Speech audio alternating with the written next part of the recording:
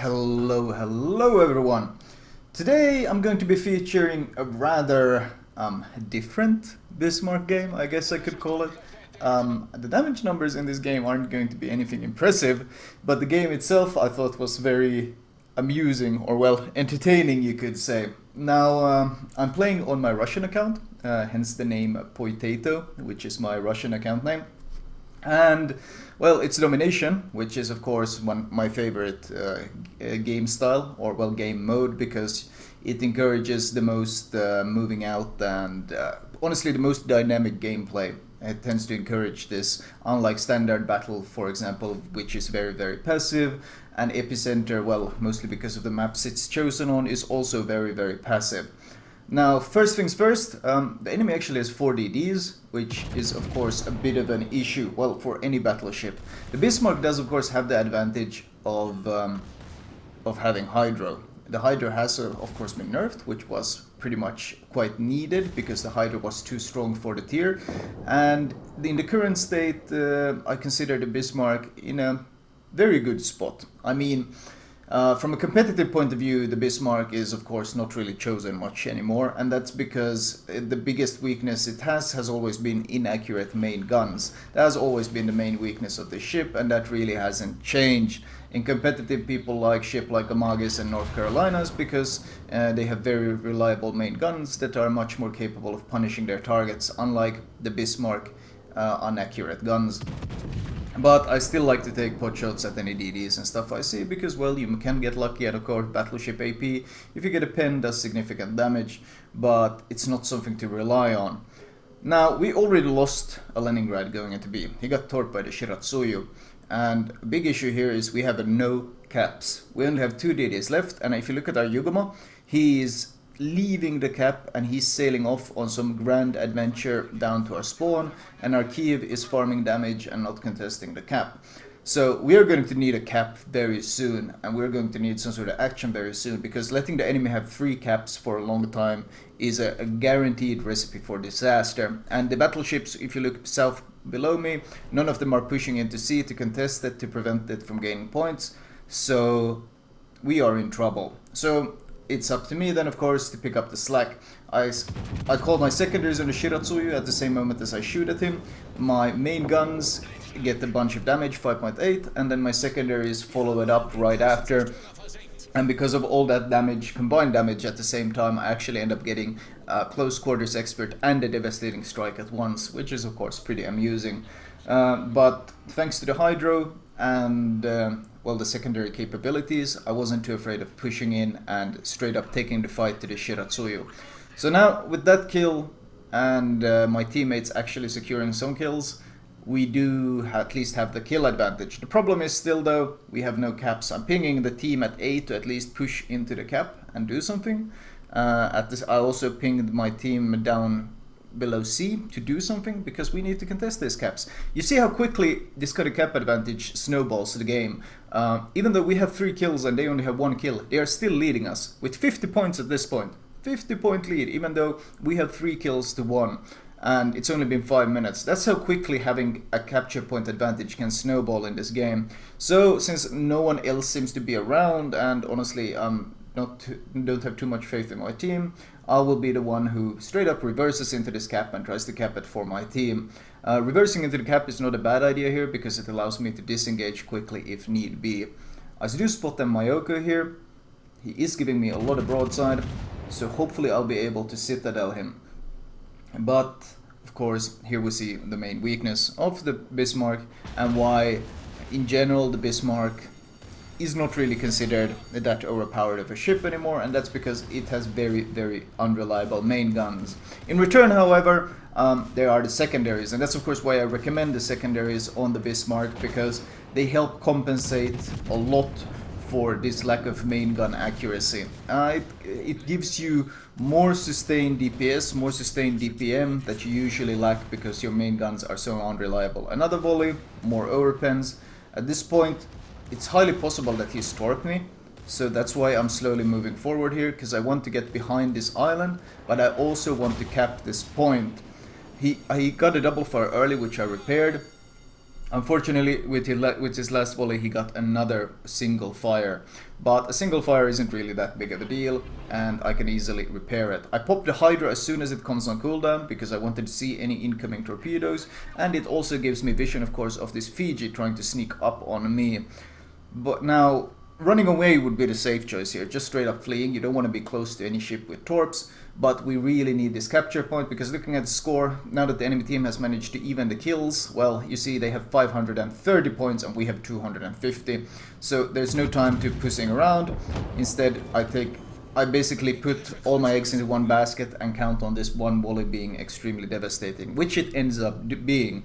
Note that when you go for ships like Fiji and Edinburgh, their citadel is right at the waterline, very very close to the waterline itself, which makes it quite hard to citadel them and quite inconsistent to citadel them. So unlike, for example, Neptune and Minotaur, which are very easy to citadel because they have this elevated citadel, on Fijis and such you really have to aim at the water itself, as you saw me do there. Yes, there's a chance that your shells might hit the water and so forth, but considering how close I was, what, 2.5 km away, I should be able to punish him. Mayoko shows up, and 5 overpens. This is, of course, the inconsistency of the Bismarck main guns. And that has always been the case, that has never really changed. Well, people tend to remember the times where they get wrecked by a Bismarck. They don't remember the times where they sail full broadside like this guy does. It's giving me perfect citadel, and then the shots go out and all I get are 2 overpens. They don't remember these times at all. And that's of course part of what has contributed to kind of the reputation the Bismarck has. Amusingly, this gives me another close quarter expert. And with this second close quarter expert, I actually have 3 kills. But they are still capping B, and we are still behind on points. The kills are at least even at this point. And see, now as soon as we move away, we're not 2.5 km away anymore, but we are 4.5. You can see instead of that devastating strike I got on the first Fiji, my shells land all over the place. In fact, I've gotten quite unlucky with my RNG in this game, because all I've gotten are overpens. And that's of course quite annoying. I shoot blindly in there and I get more overpens. In fact, my only hits, I think that in the last couple of, I'd say 5 or 6 volleys, I've gotten nothing but overpens. So pretty unfortunate. I want to push, the reason I keep shooting into the smoke is of course I want to reset this cap, I want to keep delaying the cap, I cannot let him secure B for their team, because this game is already kind of hanging on a knife's edge if we're gonna win or not, because we are still behind, a good 150 points behind, and my team positions still aren't that impressive, so I just keep blind firing in there, keep resetting. Of course, RNG still hates me though, and I get nothing but overpens. Consistent overpens. But at least I'm resetting the cap, which is my priority now. I am turning around and I am going to push this guy though, because my Hydro is almost off cooldown. You note I've been using Hydro pretty much on cooldown all the time, and I only have 1 left. And yeah, that's how quickly you can use for them if you have a lot of uses for them. Like in this case, it has been extremely valuable for me and extremely helpful. Hydra is about to pop off cooldown. As soon as it comes, I use it, and just before he can secure the cap, he was 75% done. I shoot at his waterline again, and I get 3 overpens. And he does have time to launch his torps. Iowa kinda kill secures, I guess, that kill, but whatever, just getting him killed is the priority now if we want to win this game. I dodged the majority of his torps. I eat 1, but it's not a big deal, since I'm able to, I have repair ready, so the damage I take is not really that big of a deal. And at this point we are at 4 versus 4, but looking at the points, well, never mind, we're 3 versus 4. Our Kiev dies to the Leningrad, and A is contested, C has been capped by the enemy, and we are down 286 to 630 points. So not exactly an optimal situation in any way. And the problem here is now I'm using my last Hydro. I had to use it to get rid of this Neptune, and they still have at least 2 DDs left. So pushing against the DD without Hydro is sketchy. But I do know they have an Amagi down there. I do know they have a Fletcher last seen south of sea. So what I do here is I turn my guns and I slow down. I still have 20 seconds of Hydro. Of course, the Fletcher would want to push B and cap B. That would make sense. That would be his priority target. So I play around this fact that he wants to come to B. They don't really know where I am. So the idea is I might be able to ambush him. My plane spots him, which is both a good and a bad thing. A good thing in the sense that my intuition and my idea of what the enemy was doing was correct. A bad thing in the sense that the Fletcher, thanks to the plane, knows that I am waiting for him. So I reverse out and see if I can get my guns to bear. And I do get my guns to bear, call the secondaries on him, fire a main volley. Only overpens again, but 5 of them, which means a huge chunk of damage. In return though, the Amagi does get a full broadside volley on me. Now I have to move. If a Fletcher sails past you like this, it's guaranteed torpedoes heading your way. So I'm gonna slowly accelerate behind this island. I don't want to go too far, but I need to get out of the way of the torps that are guaranteed coming. And as you can see here, they pop up. And I'm able to dodge them all. You don't need Hydra to be able to predict these kind of things. But that ambush I set up, it's always good to put yourself into like the boots of the enemy for a second.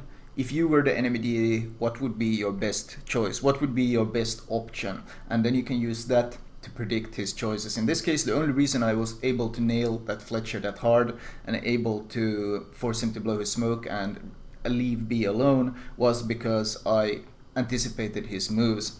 Now this plane is spotting me, but I'm still behind the island, and I kind of have a good idea where the Amagi is. The Fletcher just used his torps, so they won't be ready. So I'm gonna see if I can maybe get some shots in on this Amagi. Because if you look at the minimap, you see our Aiva is actually pushing down the south. Not possibly the best move really, because he's moving away from capture points, but this Amagi might end up in quite the crossfire as long as I'm able to maintain his attention for a while. And this Iowa pushing down the south, well, if you look at the minimap and you look at the last seen position of the Amagi, you realize in what kind of crossfire he's about to end up. And you see he's pretty much angled against the Iowa that's in front of him, and because he's angled against the Iowa that's in front of him, he's giving me a lot of broadside. Unfortunately though, I get pretty unlucky. Well, Bismarck Dispersion hasn't exactly been agreeing with me this game. In fact, I've only had one good Bismarck volley this game, and that was on the Fiji. Everything else has been pretty much only overpens. The problem here, Leningrad pops up. I instantly set my secondaries on the Leningrad instead of the Amagi. My guns are already turned and reloaded, so I shoot one last volley at the Amagi before I start closing the distance with this guy. It does 11k of damage, and I instantly turn away and I try to use the land as my cover because I'm expecting torps. I don't want to rush the Leningrad right away because he's probably preemptively torped towards me. So instead I make this wide sweeping turn behind the island, and as you can see, this prediction turned out to be correct as his torps were coming straight towards me. And thanks to this I'm able to dodge it. Now you can see I'm kind of switching between turret views. When you zoom in, if you press C, you can switch between which point of view you're looking from, like which turret point of view you're looking from. So when I zoom in, you see how my cameras jump to the left there. I switch to my front turret point of view. I'm not able to land any shells, but at this point he's used his torp, so I'm not afraid to take this really wide turn, which puts him at the mercy of my secondaries, and we get a third close quarters expert in this game. And the score is actually very close now, and this Amagi, even though I didn't get any citadels on him, those 2 volleys I put on the Amagi did do like 16k damage, which is of course quite significant. It might have even been more than 16, maybe 17k damage, whatever. And of course forcing him to having to deal and worry about me was an additional threat to him. At this point it's 3 versus 1. And you would expect this to be a pretty easy win. The problem here is, of course, that we have, first of all, it's Fletcher against them. And if the Fletcher has anywhere near decent build, he's running AR, which means his torpedo reload is going to be extremely quick, since I know I've already blasted him to half HP or less. So chasing a Hipper in a battleship, or chasing a Fletcher in a battleship, that's a really bad idea. And the Iowa, we can see he's flooding. You see that? He can't repair, he's flooding to death. So I don't have a lot of faith in these guys succeeding in killing this guy. In fact, it looks like all they're doing right now is herding him around. So instead of trying to go down there and throw myself at the enemy as they are doing, I figure it might as well go and secure C. Try to secure the victory for my team at this point, because it's pretty clear that those guys down there, well, they are taking the Fletcher's attention, which is okay as long as they don't die. But if they do die, then the points are going to flip pretty heavily. It looks like the Iowa got his repair up, and he's turning away and fleeing, which is the correct choice. You shouldn't chase something like a Fletcher in a battleship unless you have Hydra ready or you got backup or whatever, but then you're not really chasing him alone, are you? So the Iowa is fleeing, that's good. So it's only the Hipper now that's pushing in. A cruiser can somewhat effectively chase a DD if he changes his course a lot, and he doesn't get unfortunate with giving broadside to torps. But this Hipper isn't really changing his course a lot, and he reacts very slow to these torps, and from the corner of our eye we can see him being killed off. So that's of course quite the issue. Because, well, now the worry is that the Fletcher can even gun down this Iowa. He's so low, and we know that he's used his repair for the flooding, so if the Fletcher is smart, he might be chasing this Iowa and gunning him down, because that would give them quite a lot of points. But in meanwhile, I'm gonna push into C and stop their points gain from here and give us an even larger points gain at this point, since we're constantly outmatching or outpacing them in points. I'm also going to see if he doesn't go for the Iowa, he might also go for B. My plan here is, what's Fletcher's best move? Pushing into B. So if I push through this gap here, I might be, you see how my turrets are turned to right? I might be able to ambush Fletcher if he tries to push into B. Coming in from a surprising angle should catch him off guard. But the cap is contested. This means the Fletcher is actually sitting in C. And now the Fletcher hasn't spotted me in a long time, so he's probably expecting me to come around the island. He's probably expecting me to come around the island or the left, because no one should push through this gap. This is a very unexpected move. So I expect that I will be able to catch him off guard by coming around through the middle instead of around the flank as he expects. And we do spot the Fletcher, and he is in fact waiting for me to come around the other way. You see all his torpedo tubes were pointed the other way. I shoot him for overpens, but I could take him as a secondary target, and I give full broadside so that all my secondaries can open up on him, and my secondaries blast him seconds before his torpedoes can actually kill me off. Coming in from the middle instead of the flank caused his torpedo tubes to be turned the wrong way, and he had to waste precious seconds turning them around, and that allowed me to secure the kill. And amusingly gave me the Kraken, and more importantly 4 close quarter experts in a single Bismarck game. I don't think that's something you'll see too often. And of course the XP is very good. The damage, not that impressive, but the impact these kills had was of course pretty damn massive. In fact, if you look at the team score, you can see the impact it had. 2.8k base XP. I did get that one solo cap, but more importantly, I wrecked so many DDs and had such a huge impact on the game itself that my rewards were very significant, which is of course amusing. The name potato, of course, is because this is on the Russian server. And if you look at detailed report, the actual secondary damage isn't really that impressive. I did 21k damage with my secondaries, 21k, and 4 killing blows with those. And that's kind of how I often tend to use the secondaries, especially against DDs. Main guns deal the brunt of the damage, and the secondaries kind of help you finish them off. Of course, if they get close like that Fletcher was, or like the Leningrad, then you can count on them to actually melt them, but at long ranges they are not really that reliable. But then again, the main guns aren't that reliable either. In fact, if you had to describe the Bismarck, it's kind of like the Friedrich Grosse, not very reliable. But the Bismarck, of course, is much more agile and smaller, and has these advantages that makes it smoother to play than the Friedrich Grosse. Anyway, I'm still using the same Bismarck commentary that I recommended a while ago, so I'll just link that in the comments. Anyway, I hope you guys enjoyed this Bismarck close quarters game, because, well, I don't think I'm gonna get a 4 close quarters kills kind of game in a while. Anyway, I'll talk to you guys later. I hope you guys have a good one.